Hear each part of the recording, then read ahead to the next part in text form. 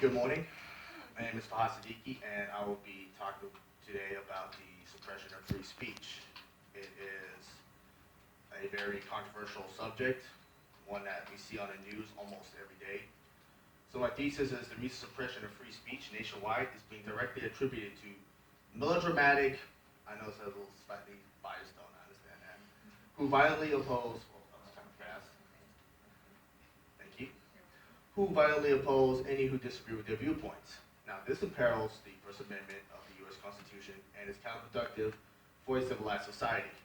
So, one possible solution is the aggressive actors must be re-educated on the First Amendment, and if applicable, criminal charges must be pressed. Hold that slide real quick.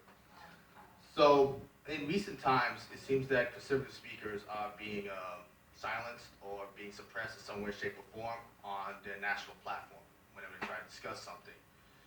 And it seems that the response and what you see in some of the images behind me is something that is becoming the new norm in America today.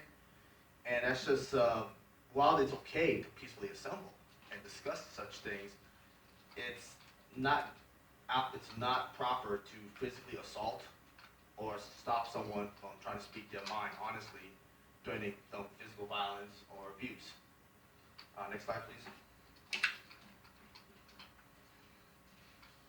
So these social justice activists maintain exaggerated standards of inequality, such as unfair labor practices, racial discrimination, discrimination due to gender, orientation, ethnicity, and age. Also, the death penalty, inequality of healthcare, and public school quality in poor income areas. These subjects, while controversial, help. Please go back.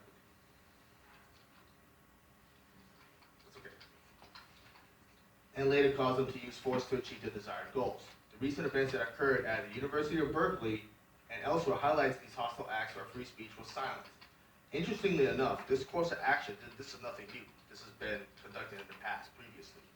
As repeated multiple times throughout history, with the more notorious or infamous being Adolf Hitler's brown shirts who coerced voters and bullied political opponents. Hitler's brown shirts was an organization he used back in 1933 before he became Chancellor of Germany.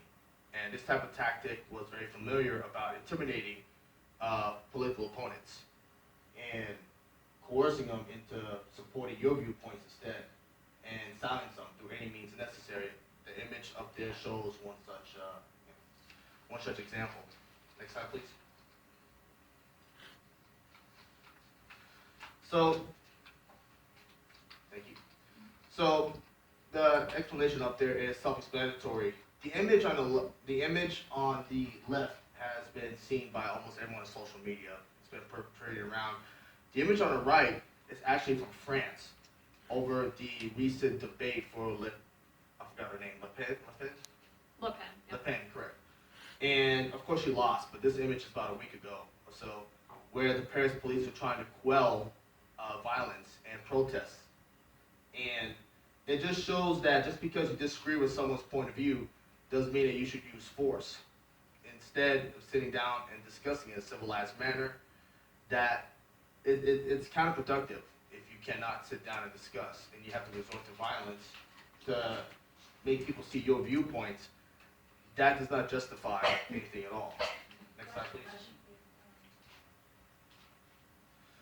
So, here is literally the First Amendment, in quote. Congress shall make no law respecting an establishment of religion or prohibiting the free exercise thereof or abridging the freedom of speech or of the press or the right of the people peacefully to assemble and to petition the government for redress of grievances.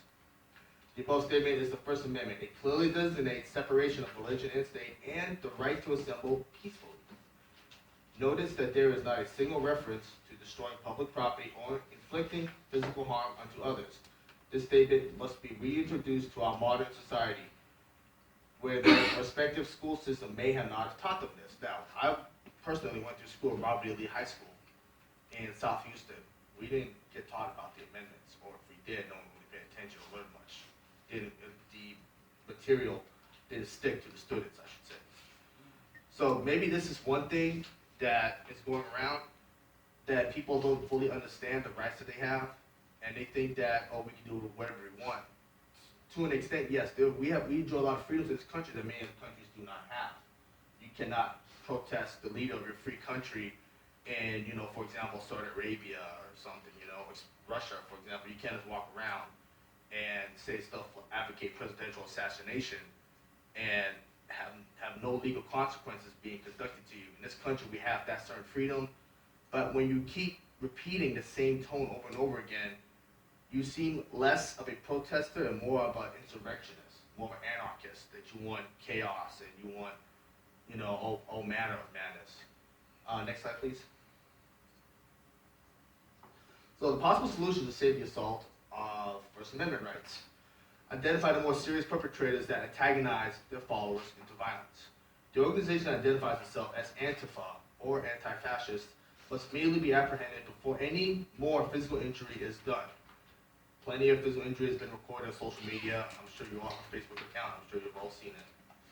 Furthermore, their actions have an economic impact as roads and highways are being blocked, preventing the flow of goods and restricting freedom of movement. These acts alone cause a major disruption to a growing society and hinders any probable counter-argument that someone may present. Also, while the freedom of protest is protected by the First Amendment, the right to attack people and block roads isn't justified.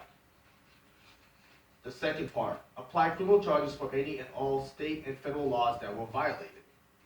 This is a country based off of laws. We do not resort to vigilante justice, no matter how glorified it may seem. An immediate re-education of civil laws, and especially First Amendment, is paramount to all, not just necessarily liberals, but also conservatives, in case they fall in the same hole as they have. With education provided, then everyone is made aware about what is authorized and what isn't. However, the criminal element that engages in